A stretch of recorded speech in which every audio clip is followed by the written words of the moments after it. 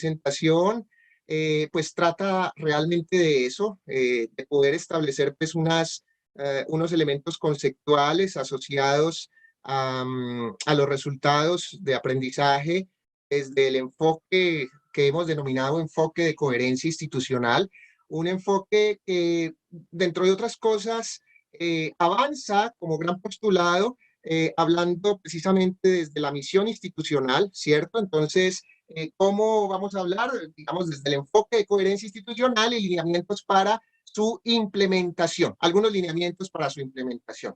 En ese sentido, les voy a pedir el favor también a cada uno de los asistentes que tengamos una postura como debe ser, ¿cierto? Crítica en torno a los enfoques, pero también una postura que nos permita ir avanzando más allá, digamos, de quedarnos estancados en algunos conceptos en su abordaje para la implementación. Básicamente eso es lo que vamos a establecer. Entonces, por supuesto, vamos a arrancar de donde tenemos que arrancar en el enfoque de coherencia institucional. Vamos a arrancar de donde es debido arrancar en un enfoque de coherencia institucional y es precisamente la misión institucional, ¿cierto? Si estamos hablando de la coherencia institucional,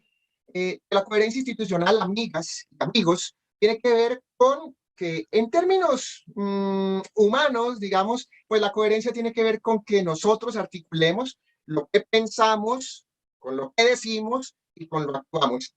¡Qué gran reto!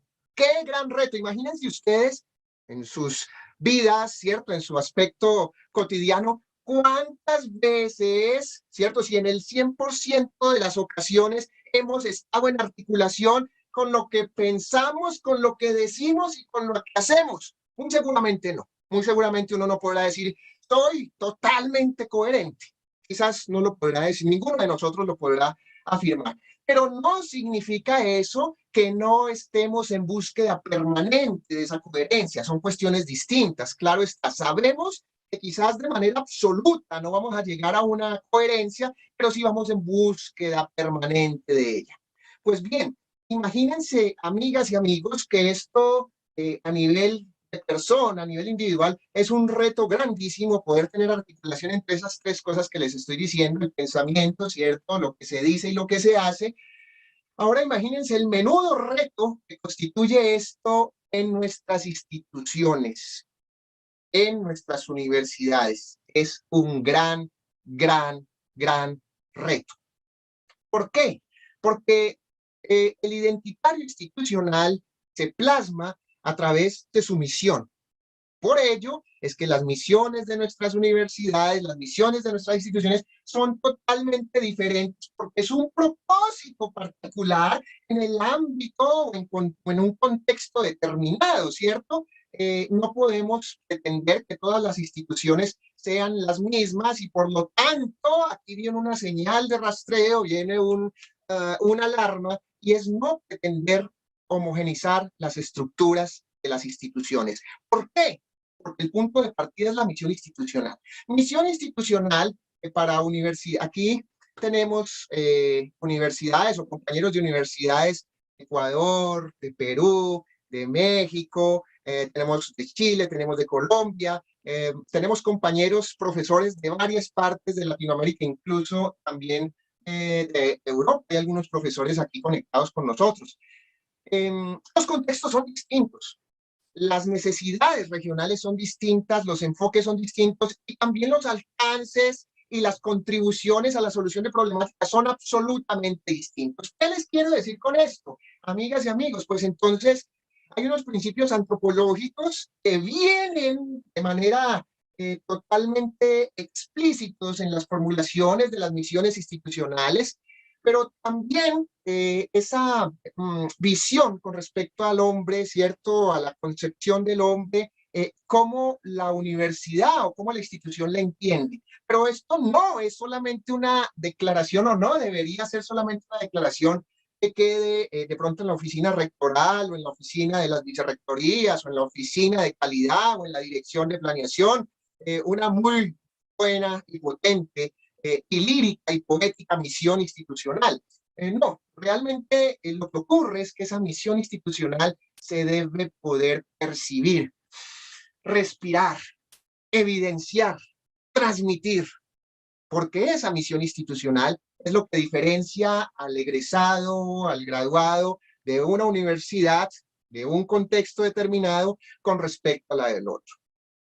Naturalmente, en el campo disciplinar o en los campos epistemológicos, pues hay una, digamos, una similitud, porque si no, no habría pues lo que todos nosotros conocemos como la homologación de los estudios, ¿cierto? O sea, naturalmente deben existir algo que haga que los ingenieros sean comunes, ¿cierto? Algo que haga que los contadores, cuando uno habla de un contador, pues sea común, ¿cierto? Cuando uno habla de un filósofo, pues sea común.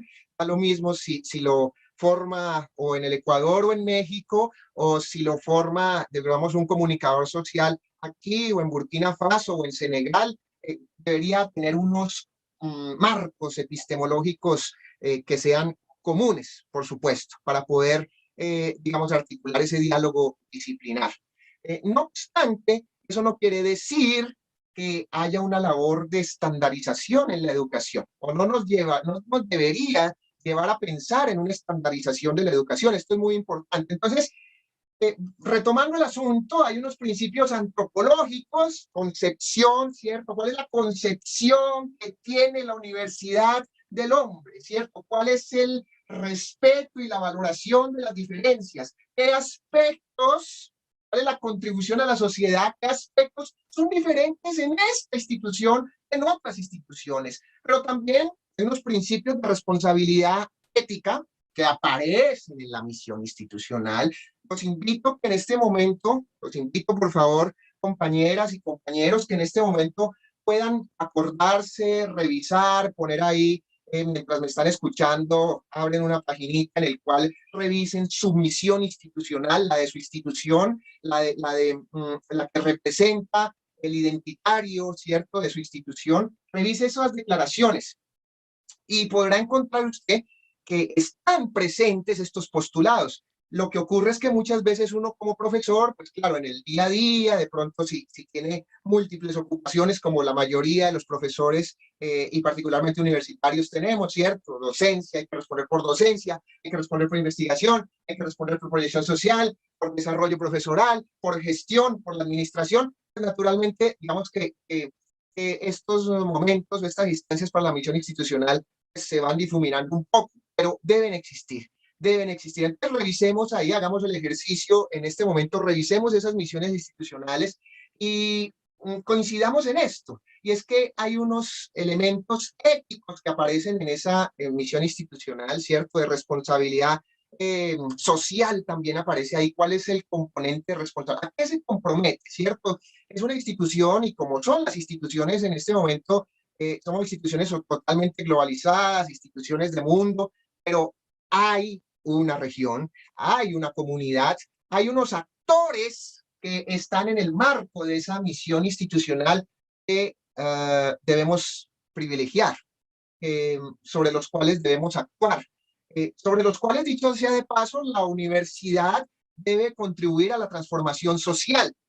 Esto no se puede quedar en postulados líricos o poéticos, tiene que poderse evidenciar. Entonces, lo que nosotros queremos es precisamente generar esa reflexión para que el punto de partida sea precisamente este que ustedes ven acá, la misión institucional. Pero también hay unos elementos, revísenlos ustedes en esas misiones psicológicos, epistemológicos, cuando dicen las misiones institucionales, formar al más alto nivel, formar al más alto nivel es una declaración supremamente fuerte en términos epistemológicos, porque habla precisamente del diálogo de esas disciplinas, pero también hay unos postulados institucionales, lo hemos dicho, lo sabemos, no es lo mismo una institución pública, no es lo mismo una institución privada, no es lo mismo una institución confesional, no es lo mismo una institución proveniente de una comunidad religiosa, no, es lo mismo y no pueden ser lo mismo.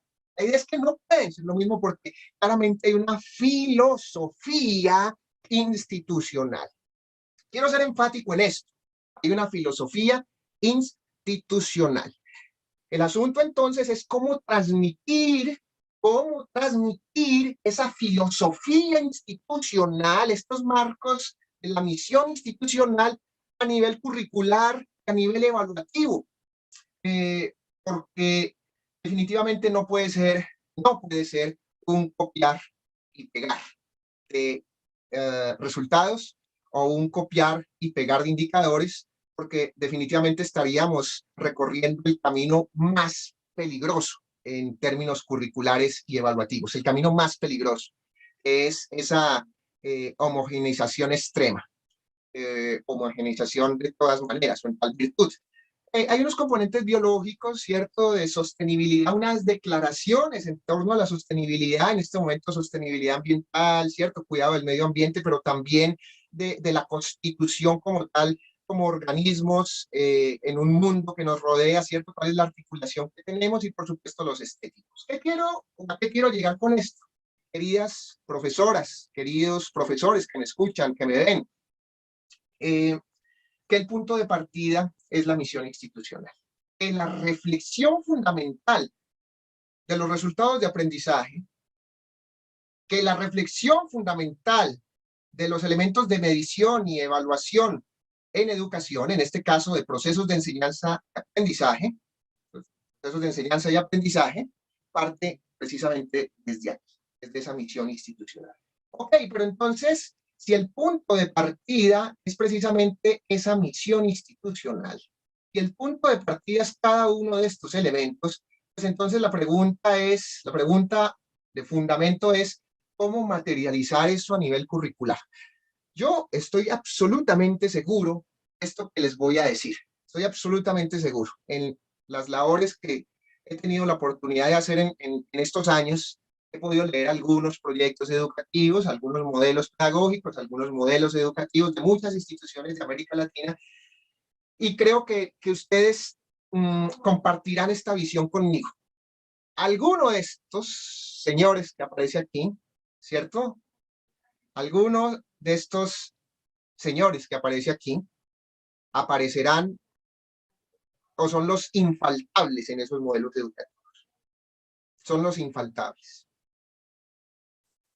Y cuando hablo de esos infaltables, quiere decir que hemos sido formados y nos hemos vuelto en algún momento especialistas en construir documentos institucionales en los cuales hay unos protocolos para construir esos documentos institucionales. Protocolos que casi siempre hay algunos elementos que son infaltables. Les pongo un ejemplo de ello. Documento institucional que se respete debe llevar la palabra competencias por algún lado. Pero las aplicamos, pero las evaluamos, pero las medimos, pero las mejoramos. No, pero debe llevar la palabra competencias. En algún momento, documento institucional que se respete debe llevar la palabra aprendizaje significativo.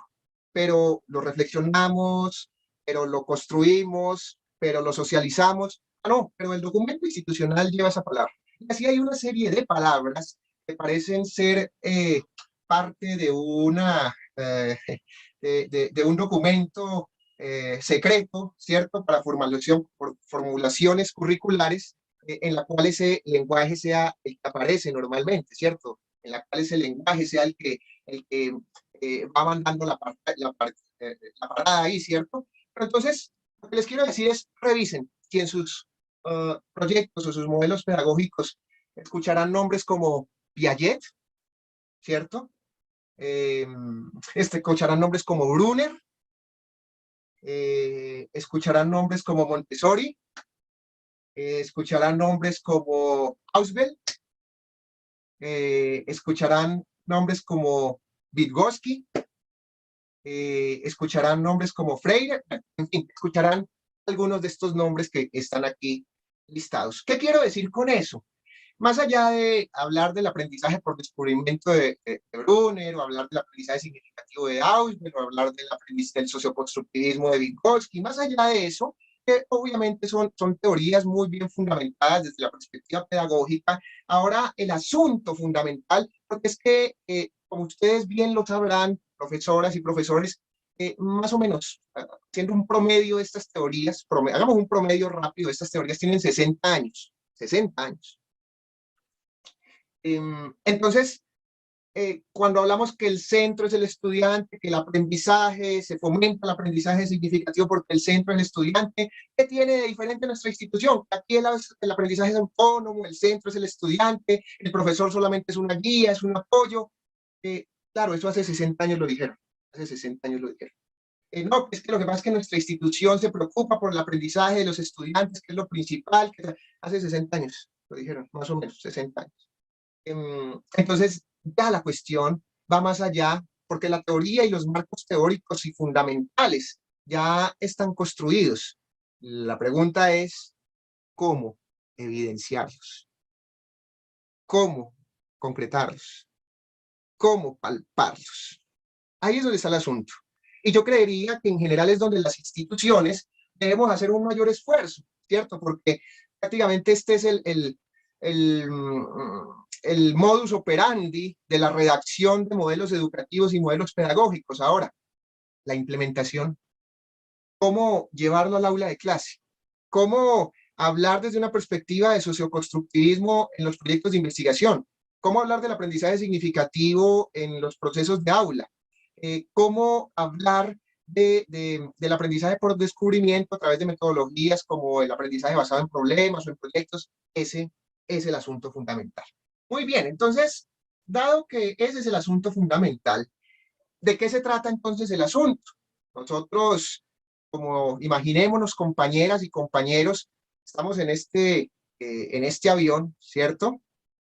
Y tenemos la oportunidad de volvernos pilotos por un día, ¿cierto? Supongamos que vamos a ser pilotos por un día, ¿cierto? Vamos a hacer esa pequeña simulación. Permítanme, con el mayor respeto, los llamo a esta abstracción un momentico y que nos pensemos como pilotos.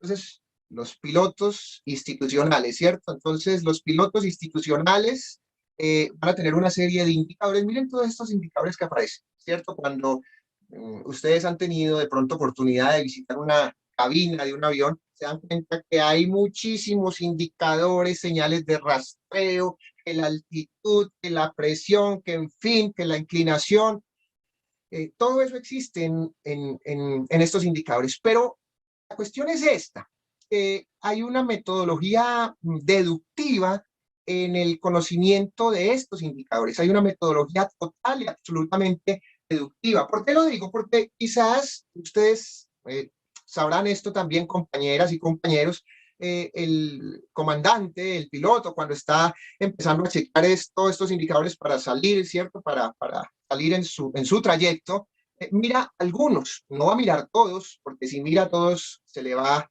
la vida tratando de mirar cada uno de estos indicadores, se le va la vida ahí. Entonces mira algunos. Y al mirar esos algunos, detecta si hay algún problema, si necesita profundizar o si ya con lo que sabe está bien, ¿cierto? O si necesita, si ve algún problema en un indicador macro, pues entonces tiene que ir bajando, tiene que ir bajando y tiene que ir bajando. Eso es un sistema de información en cascada que marca, pues de cierta manera, toda ese postulado del cual les estoy hablando de la coherencia. En términos generales, entonces, si hablamos o si hacemos la analogía con ese avión y con esos indicadores desde una perspectiva de coherencia institucional, pues hablando de un enfoque precisamente de coherencia, pues aparece un modelo, ¿cierto? Debe existir algún modelo que nos lleve a pensar desde la misión institucional, y es lo que vamos a ver nosotros en lo que vamos a trabajar con los profesores más adelante, es que nos lleve de la misión institucional, nos lleve desde esa reflexión, desde ese punto de partida, pasando por qué, por perfiles de egreso, ¿cierto? Niveles de dominio, el postulado de los resultados de aprendizaje. Los resultados de aprendizaje tenemos que, hay digamos, dos grandes vertientes de resultados de aprendizaje, uno a nivel de programa, otros a niveles de asignatura o de curso, ¿cierto? Estos nos deben llevar a la construcción de indicadores de desempeño. Indicadores de desempeño que, entre otras cosas, habrá que hacerlos en función de alguna taxonomía, los contenidos, las actividades de aprendizaje y los instrumentos de evaluación. Digamos que ese es en general el camino que nosotros vamos a tener oportunidad de recorrer de la mano, ¿cierto? De recorrer de manera colectiva. Y queremos en esta ocasión desarrollar una aproximación a través de un caso.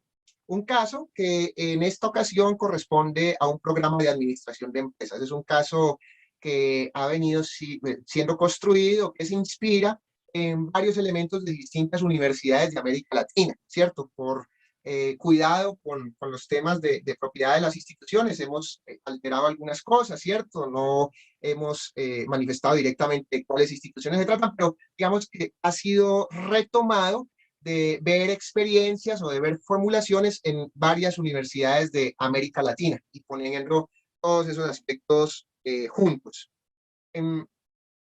Entonces, claro, ¿cuál es la cuestión aquí? Desde la misión institucional, llegar a los instrumentos de evaluación. Eso es.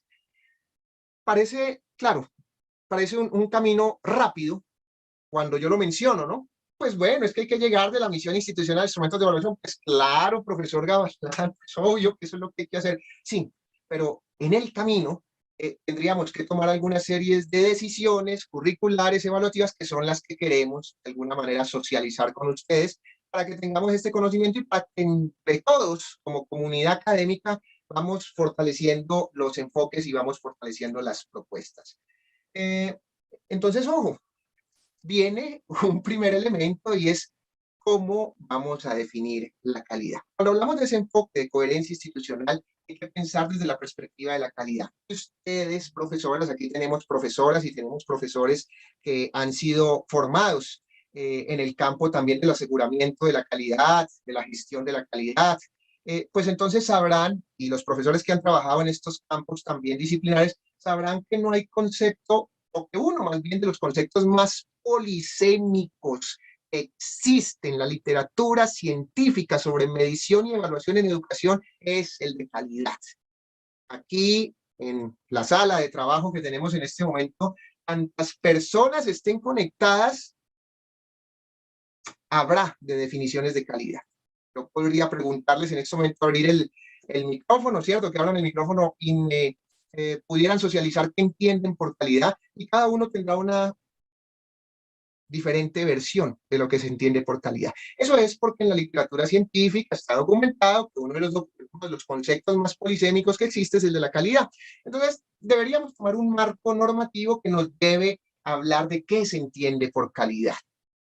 Y sin volvernos, pues claro, obviamente si vamos a hablar de qué se entiende por calidad, nos quedamos hasta las 3 de la mañana aquí hablando de eso, ¿cierto? De la calidad. Entonces, vamos a hacer una adopción, como muchos o algunos de nuestros participantes hoy son participantes también colombianos, pues vamos a tomar como base un aspecto ministerial, ¿cierto? Como lo entiende, digamos, el sistema de universidades de Colombia. Y que se traduce en los elementos propios de acreditación de programas y de instituciones. Vamos a hacer vamos a contar ese concepto de esa manera. Muy bien. Hace referencia a las características que permitan reconocer un programa académico o una institución y hacer un juicio en el marco del mejoramiento continuo. Y ahí plantea unas poderosas declaraciones, porque la construcción de un juicio de valor se centra precisamente en dos elementos, en dos aristas: identificar las fortalezas e identificar las oportunidades de mejora. Uno no puede construir un juicio de valor en ausencia de esos dos lados de la moneda. El juicio de valor se construye sobre la base de fortalezas, sobre la base de oportunidades de mejora o debilidades, como llaman en algún sentido, pues desde la perspectiva de la literatura científica. Eso es un juicio de valor. Y para la construcción de un juicio de valor hay diversas metodologías también que aparecen, entre ellas poder desarrollarlo desde una perspectiva interpretativa, argumentativa y propositiva, en el ámbito, obviamente, de lo que corresponde el balance entre lo que es y lo que debería ser. O sea que a la larga ese juicio de valor también tiene una particularidad en términos prospectivos, pero eso lo veremos más adelante. Y de su diversidad, ¿cierto? Sobre su capacidad de transformación correspondiente al carácter del programa académico o a la naturaleza jurídica, identidad, ojo con esas palabras, no las perdamos de vista, misión y tipología de la institución, el modo en que presta el servicio público de educación, los logros alcanzados y los impactos generados. Menuda definición de calidad, les cuento. es una definición robusta de alta calidad. Entonces, claro, nos llevará a pensar que estos elementos deben, a la luz de ese enfoque que les mostré desde la misión, los instrumentos y demás, deberían llevar a formular una propuesta curricular y evaluativa en el marco de lo que se entiende por alta calidad. En este caso, lo que se entiende por alta calidad pues está reglamentado a través de ese acuerdo que les acabo de mencionar. Pero así ocurrirá en cada una de las instituciones, en cada una de las universidades de América Latina, ¿cierto? Habrá unos marcos normativos desde la perspectiva de la alta calidad que son los que tendrán que poderse proyectar y tendrán que poderse armonizar con las estructuras curriculares. Es decir, es un match que existe, ¿cierto? Una alineación perfecta que existe entre los postulados institucionales y la evaluación criterial o normativa que todos los sistemas estatales, por supuesto, tienen. Muy bien. Entonces, si hablamos de eso, ¿qué es la diversidad? ¿Cierto? Entonces nos llevará a preguntarnos, bueno, pero desde la perspectiva de la diversidad, ¿cómo vamos a entender la diversidad en el ámbito de una institución? Son elementos sobre los cuales las comunidades científicas se tienen que pronunciar. Si vamos a hablar de la alta calidad y que nuestros estudiantes son de calidad y que la calidad por aquí y que la calidad por allá, y entonces sí, pero si vamos a hablar de la calidad, sobre todo desde una perspectiva normativa y criterial, ¿qué entendemos por diversidad? Porque diversidad es un concepto, digamos, la calidad supraordinal y la diversidad es uno de los componentes. ¿Qué entendemos por diversidad? Habrá que generar algunas discusiones, algunas reflexiones sobre lo que representa la diversidad, y no solamente la diversidad desde una perspectiva, como muchas veces lo podemos ver, ¿cierto? El respeto y la valoración de diferencias, a la larga es una cara que lleva a la exclusión. ¿Cómo entender esto para que no nos lleve a la exclusión, sino más bien a la inclusión? ¿Será el camino las acciones afirmativas? ¿No lo será? ¿A quién le corresponde eso? A la institución. Ahora, otro concepto que aparece es también la transformación. Es claro, es totalmente evidente que un estudiante no puede ser el mismo una vez egresa de una universidad, una vez egresa de una institución de educación superior. No puede ser el mismo que cuando entró. Pero ustedes me dirán, profesoras y profesores, es evidente, profesor Jesús, pues no ve que hizo una carrera, no ve que hizo un programa, ¿cómo va a ser el mismo? Sí, por supuesto, pero no solamente me estoy refiriendo a los elementos disciplinares, sino que me estoy refiriendo particularmente a los aspectos de la construcción en términos de esa visión integral, de esa visión humanística, esa visión en torno al ser humano y cómo se articula el ser humano en la sociedad. No puede ser el mismo cuando entra a universidad, cuando entra a una institución, que cuando sale de ella. Pero tenemos entonces que identificar qué va a significar para nosotros la transformación. Hay diversas metodologías para uno poder ir valorando esta transformación. En muchos países se avanza en metodologías como el aporte relativo, como el valor agregado, otras metodologías también que hacen análisis de cohortes, análisis longitudinales. Puede ser un buen camino, pero la cuestión es que esto se ajuste y dependerá mucho de cuál es el enfoque de la institución, ¿cierto? Entonces, todo este llamado es a que podamos colocar en esa bandeja, ¿cierto? Coloquemos las definiciones institucionales a la luz de las consideraciones de calidad. Respetando, lo reitero, hemos visto que en la definición de alta calidad que hemos tomado como referencia aparece la identidad. Ya habíamos hablado de esto. ¿Qué es la identidad? ¿Cierto? Es lo que hace que una institución sea única, sea irrepetible, pero que en esa misma medida sus egresados, sus graduados tengan una impronta, la famosa impronta de la cual se habla en muchos procesos de acreditación. ¿Cuál es la impronta del programa? ¿Cuál es la impronta de la institución? ¿Cuál es la impronta de los graduados? Entonces, claro, aparece entonces la reflexión en términos de la identidad. ¿Cómo transmitir la identidad? La filosofía institucional, ¿cómo transmitirla desde una perspectiva curricular y evaluativa? ¿Cómo poder llevar esa identidad a los planes de estudio? Pero no solamente cómo llevarla, porque eso es una parte del asunto, ¿cierto? Cómo llevar la identidad a los planes de estudio, cómo medir la identidad en los planes de estudio, cómo evaluar la identidad en los planes de estudio. Porque la evaluación es distinto a un diagnóstico, no estamos hablando de un diagnóstico, no estamos hablando de una medición, estamos hablando de una toma de postura en términos de la evaluación. ¿Cómo medir los logros? ¿Cierto? También aparece desde esa perspectiva de calidad.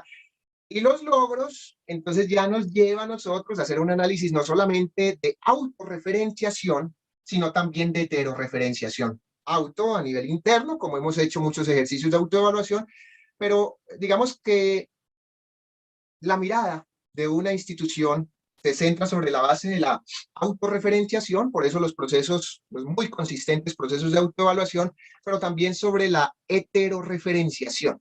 Es decir, en las universidades o en las instituciones de vecindad, ¿cierto?, de proximidad, aquellas con las cuales se comparten ciertas características, ¿cuál es el desempeño? ¿Cuál es la contribución?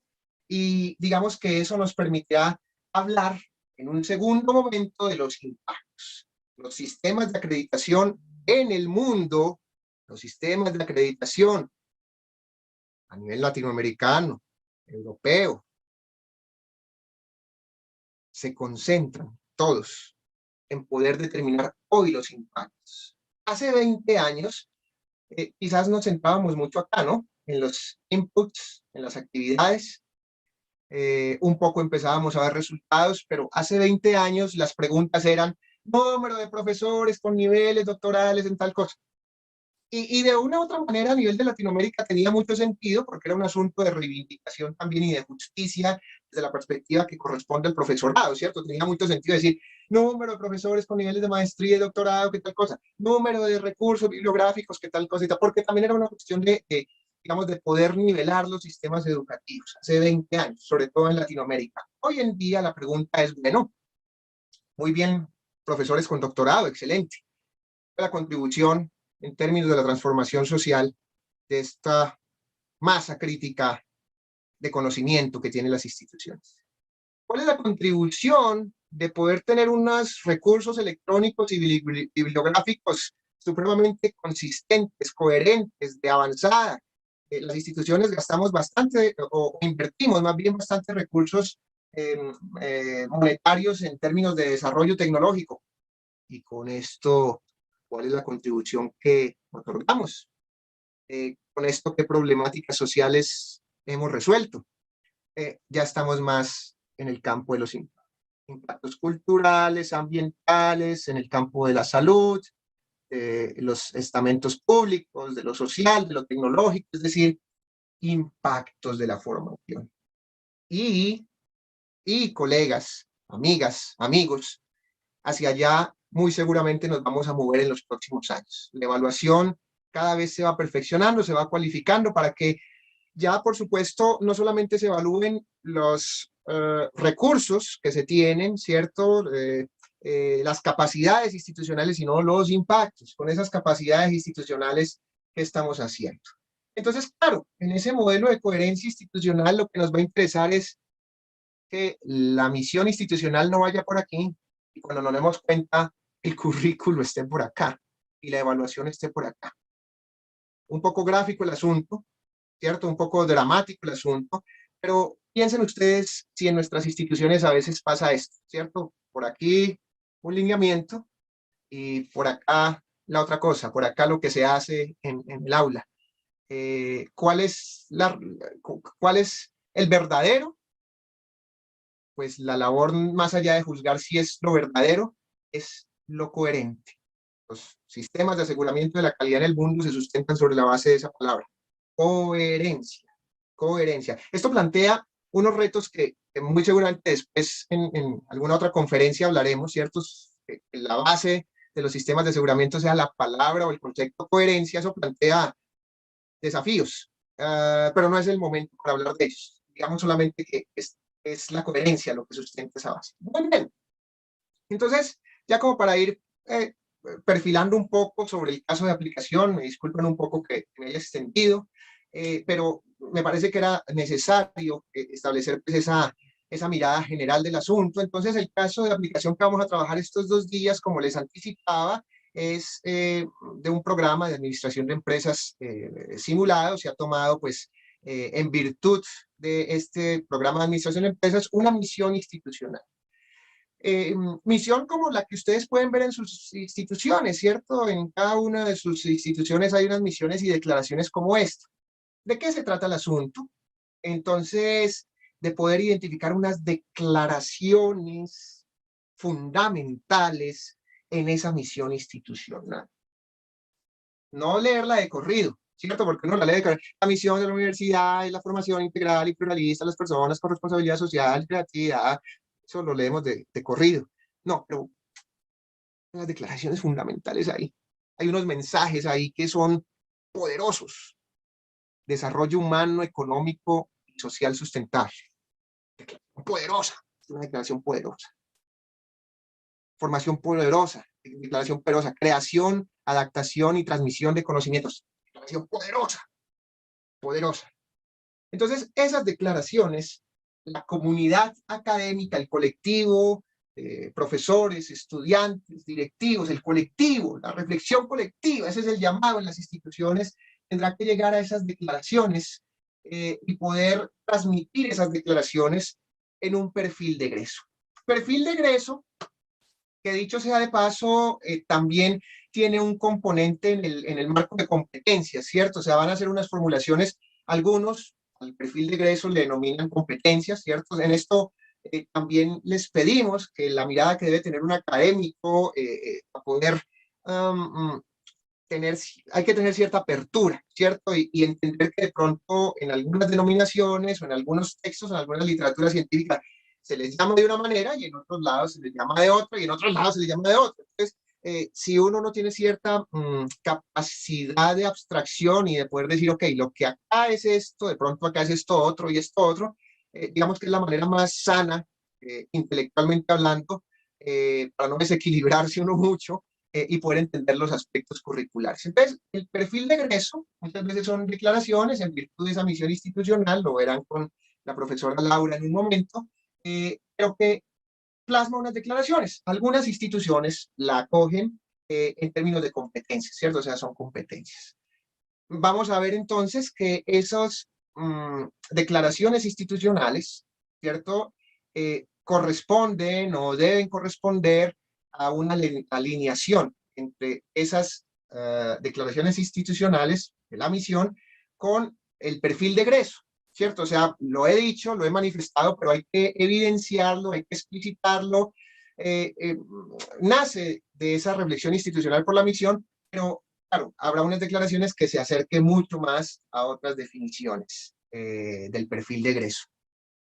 Entonces, claro, ahí viene otra pregunta, es donde en choque, donde es el encaje de estos resultados de aprendizaje. Precisamente en ese nivel en el que estamos, que muy seguramente también abordarán en un momento con el profesor Luis Barrera, nos hablará también de esto, pero yo les anticipo que pues se centran en el contexto, ¿cierto? La palabra contexto es fundamental, conectar el aprendizaje en diversos contextos, es una de las tareas y se debe evidenciar al final de un proceso. O sea que palabra clave que no podemos olvidar para nada en la formulación y medición y evaluación de un resultado de aprendizaje es la palabra contexto. Esa es la palabra clave. No la olviden y tenganla ahí en la mente, por favor.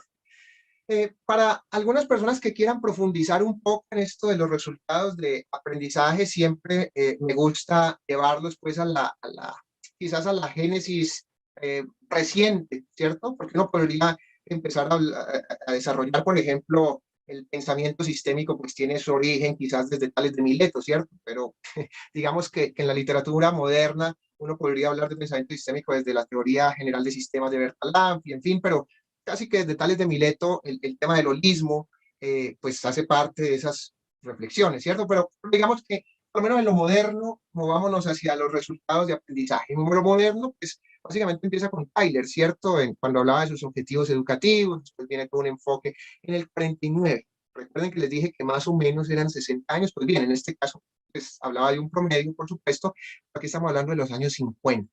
¿cierto? Inicios de los años 50. Estamos hablando de 70 años, desde el que se formulan estos objetivos educacionales, después los instruccionales. Entonces, hay alguna literatura de base para aquellos profesores y profesoras que quieran profundizar un poquitico en el asunto. El tiempo, pues, en este momento no es limitado para poder abordar cada una de estas cosas, pero sí que, por favor, pudieran abordar esas referencias. Sería muy interesante para tener una perspectiva, digamos, un poco más elaborada sobre los conceptos de resultados de aprendizaje y entender las construcciones de los resultados de aprendizaje deben verse desde una perspectiva sistémica. Son sistémicos, son holísticos, son integradores. Y aquí hago mención a esto, ¿no? Mire, no pensar en la causalidad como una correlación. Alguien me envía, leamos por favor aquí, profes, alguien me envió otro email anónimo con un enlace a un artículo sobre los peores jefes del mundo. Dice el jefe, le está diciendo el jefe al empleado, ¿no? Alguien me envió otro email anónimo con un enlace a un artículo sobre los peores jefes del mundo. Y le dice el jefe al empleado, recibo uno de esos emails cada vez que abandono su cubículo. ¿Creyó que no notaría la correlación? Entonces, alguien que más o menos tiene un conocimiento de los conceptos de correlación y causalidad le dice, correlación no implica causalidad. Correlación no implica causalidad. ¿Qué quiero decir con esto? El tema de los resultados, entonces, no es una medición lineal de los resultados de aprendizaje, no es una cuestión proporcional en los resultados de aprendizaje, es una cuestión integral. Muchas veces, tratar de fragmentarlo desde una perspectiva conductista o tratarlo de reflexionar desde una perspectiva parcelada es lo que ocasiona ciertos problemas, porque el resultado por sí solo, digamos, en una asignatura, no tiene una alineación con todo el esquema de un programa académico o con todo el esquema de una institución. Y ahí es donde se enfrentan los mayores problemas que ustedes lo verán en algún momento. Entonces, vienen los niveles de dominio que se entienden como la gran competencia, pues, o el gran perfil de egreso se alcanza. Alguna literatura dice que se alcanza entre 3 y 5 años que una vez se egrese, ¿cierto? Se va empezando a dar cuenta de ese perfil de egreso. De hecho, hay metodologías para valorar los perfiles o para evaluar los perfiles de egreso. Entonces se dice, bueno, pues tenemos el gran perfil de egreso, las grandes declaraciones, pero hay que tener una manera de irlo midiendo el progreso de ese perfil de egreso. No esperemos a que pasen los 5 años de egresados, sino que hagámoslo en el mismo plan de estudios. Básicamente esa es la definición que nos lleva a hablar de niveles de dominio. Niveles de dominio que en cierta literatura científica se conocen o se asocian al concepto de resultados de aprendizaje de programa. Resultados de aprendizaje de programa. O sea que hay una casi que homologación entre los conceptos de niveles de dominio. Algunas instituciones acogen esto, sobre todo teniendo en cuenta lo que les estoy diciendo. No llegar después de 5 años a evaluar un perfil de egreso, sino que se puedan hacer mediciones del progreso del perfil de egreso en el plan de estudios, pero se hace a través de hitos evaluativos. ¿Cómo se llama eso? Niveles de dominio. ¿Cómo se llama eso? Resultados de aprendizaje del programa. Listo. Esto lo profundizarán, por supuesto, con mis compañeros. No quisiera yo adelantarme a eso, solamente estoy haciendo un panorama general del caso que vamos a trabajar. Y así se hace, pues básicamente con todas las competencias del perfil de egreso y con todos, digamos, se construyen los niveles de dominio. Esto lo verán en un momento, por supuesto. Muy bien. ¿De qué se trata luego? Bueno, pues esos resultados de aprendizaje programa o niveles de dominio, ¿cierto? Que ustedes lo están viendo para las diversas competencias. Esto es un mapeo curricular. Esto es solamente por un ejemplo que hemos querido colocar acá, pero es una sábana grande, muy grande, en el cual se intersectan las asignaturas con los niveles de dominio que parten desde esas competencias o perfiles de egreso. En este caso, por ejemplo, aquí vemos que de la asignatura de ese programa de administración de empresas, pues hay una asignatura que se llama pensamiento sistémico, que tiene que dar cuenta o que da cuenta por este nivel de dominio 3, pero también da cuenta por otros niveles de dominio. Aquí un poco es por el tema de la estética, pues que nos pudiéramos agrupar, pero digamos la idea que queremos plasmar o que queremos transmitir aquí es que hay una alineación que se llama mapeo curricular que existe entre los cursos, las asignaturas y los niveles de dominio de los perfiles de egreso o resultados de aprendizaje de los programas. Listo. Hasta ahí vamos bien. Hasta ahí quedémonos con el concepto nomás. Muy bien. Pero resulta que esos, cuando ya vamos a hablar de cada uno de los niveles de dominio, por ejemplo, aparece aquí uno de esos niveles de dominio en una asignatura, ¿cómo vamos a hacer para evidenciar ese nivel de dominio en la asignatura? Respuesta: indicadores de desempeño, que en alguna literatura, pues, se puede casi que asociar con un concepto de resultado de aprendizaje asignatura, resultado de aprendizaje curso. Pero habrá que tener mucha precaución con eso. Dependerá de los autores, dependerá de los enfoques. ¿Qué es lo más importante? Que vayan ustedes teniendo en sus instituciones coherencia y articulación con el sistema, ¿cierto? Si evidentemente le llaman niveles de dominio o no, pues la idea es cuál. La idea es que no podemos evaluar el perfil de egreso hasta los 5 años después. Pues hay unos momentos en los que los tenemos que hacer. ¿Le van a llamar nivel de dominio a eso? Como quieran llamarlo, pero es básicamente la intención es esa. Ahora, hay unos hitos evaluativos que habrá que transmitirlo a los cursos, a las asignaturas, a través de resultados de asignaturas, ¿cierto? A través de resultados de cursos. Eso se llaman indicadores de desempeño, como quieran llamarlo. La idea es que, claro, los hitos evaluativos son muy largos, entonces habrá que poder transmitir esos hitos evaluativos en las asignaturas. Para llegar a las asignaturas, pues sería un salto mortal si solamente llegamos desde el hito evaluativo a la asignatura. Entonces habrá que tener unos indicadores, unas formulaciones para traducir eso en las asignaturas. ¿Cómo se llama eso? Indicadores de desempeño, resultados de aprendizaje de asignatura, de curso, dependerá de la literatura. También, ¿qué es lo importante aquí? Tener una taxonomía que ampare esa construcción de resultados de aprendizaje de curso, indicadores de desempeño. Habrá que tener una taxonomía.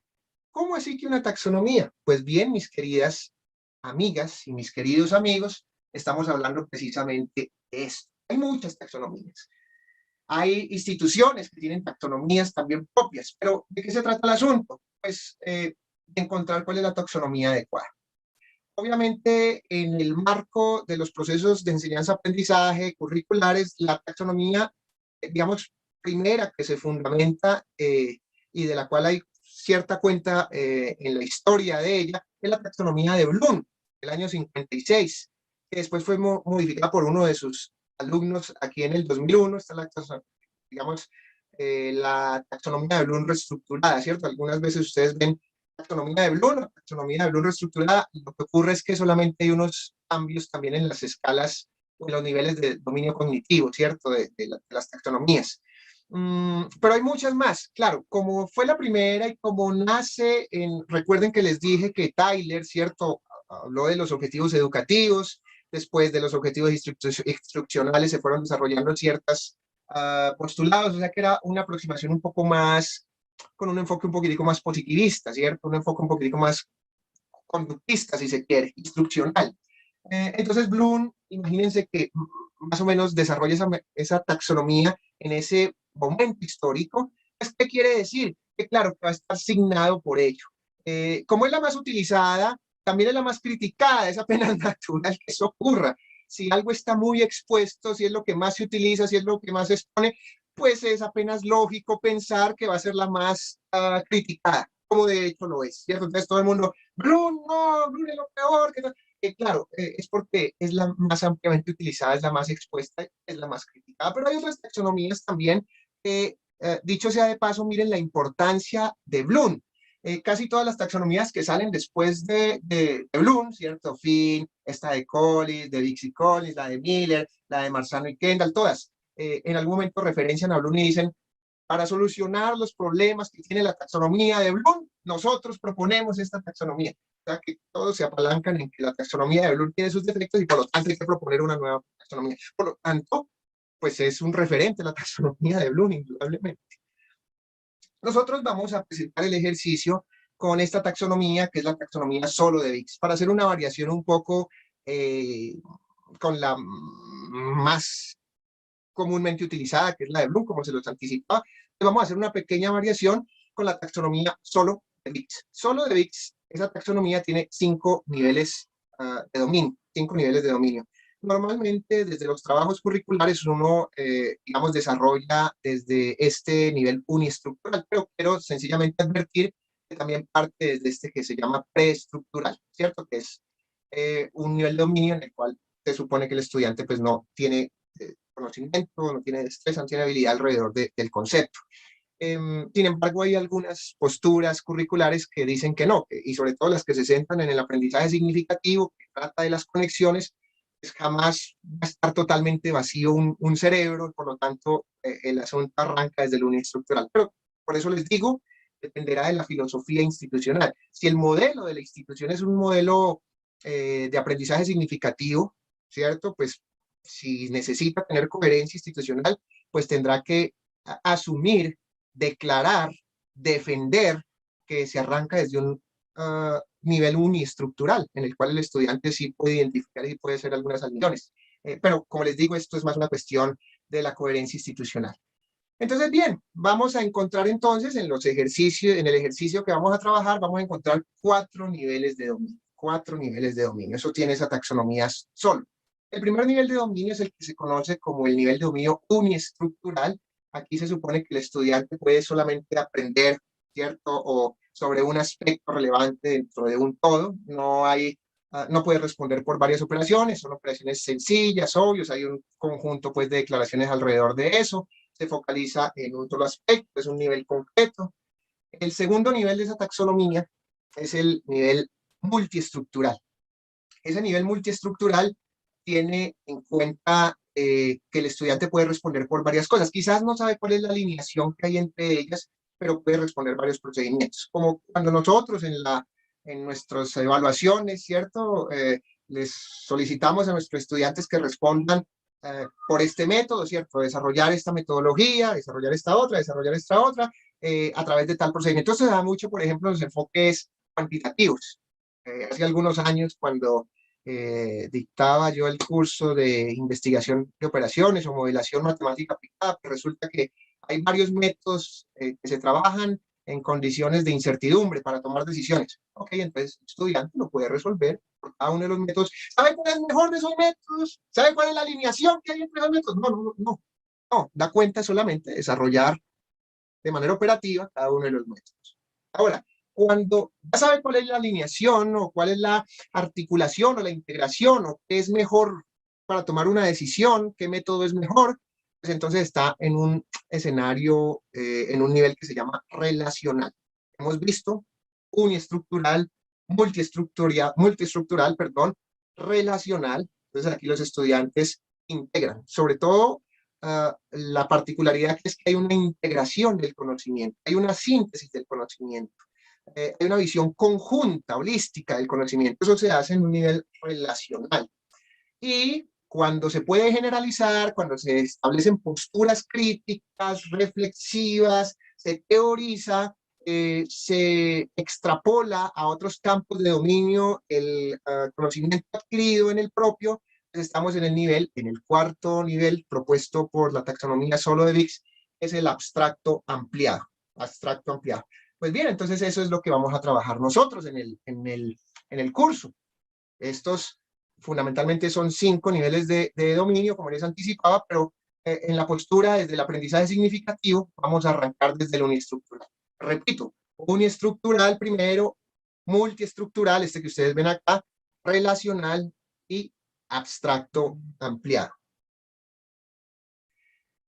Y eso nos va a llevar, cuando formulamos los indicadores o los resultados de aprendizaje del programa, nos va a llevar a determinar la carga evaluativa, es decir, la construcción de los instrumentos de evaluación, preguntas abiertas, preguntas de opción múltiple, de única respuesta, pero también pueden ser casos, pero también pueden ser laboratorios, pero también pueden ser, digamos, experiencias a través de aprendizaje basado en problemas o en proyectos.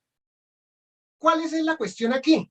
Que exista una intencionalidad en el acto evaluativo. En tanto van a existir indicadores de desempeño, resultados de aprendizaje de programa, que se asignarán a las pruebas o a los momentos de medición y evaluación del aprendizaje.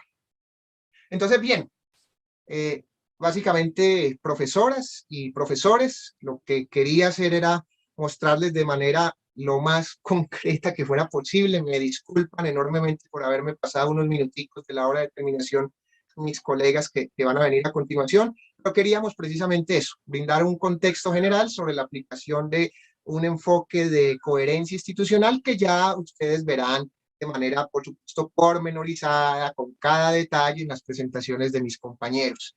Entonces, en ese sentido, fundamentalmente, hablar de esa coherencia y hablar de algo que ya para finalizar quiero decirles, y es que este enfoque de coherencia institucional centrado en resultados de aprendizaje está en manos del profesorado. Esto no es una cuestión de que 2 o 3 formulen estos resultados de aprendizaje y de ahí para abajo se tiene que aplicar, sino que es una cuestión que va mucho más de la mano de la reflexión académica, va mucho más de la mano de la discusión, va mucho más de la mano de pensar cómo evaluar el aprendizaje, que per se es uno de los grandes problemas en el campo de la evaluación y la medición en la educación, ¿cierto? O sea, cómo evaluar el aprendizaje. Sobre todo porque es una variable que tiene que ser construida a través de una manera contraintuitiva, ¿cierto? O sea, evidenciando hipótesis de trabajo plausibles para construir esa visión del aprendizaje, dado que no existe un instrumento como un aprendizómetro, ¿no? Entonces, como no existe el aprendizómetro, lo que se hace desde la teoría curricular y evaluativa es construir marcos posibles, marcos plausibles, para construir hipótesis que deben a concluir si un estudiante evidencia el aprendizaje o no, pero es distinto a mirarlo directamente. Entonces, fundamentalmente el trabajo es del profesorado.